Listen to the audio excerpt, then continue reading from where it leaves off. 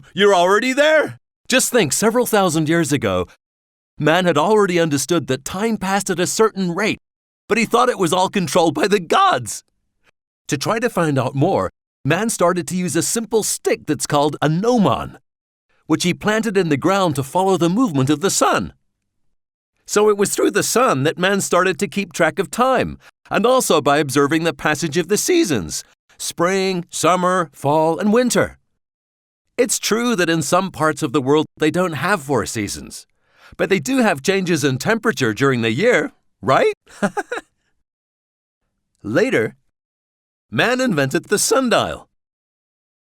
This round surface with a gnomon attached was supposed to record the sun's movements. Look! You can see the shadow move.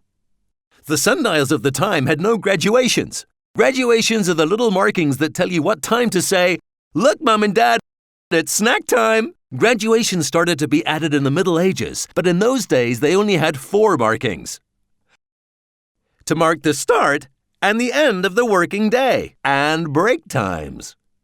Break times are pretty important, right? Sundials can tell us the time during the day. But what about at night? The sun doesn't shine at night. So that's why they invented the water clock, also called the clepsydra, which is Greek for water thief. I'll show you. It's a big vase with a hole in the bottom that lets a thin trickle of water pass through. Inside the vase, horizontal and vertical lines let you see how much time has passed.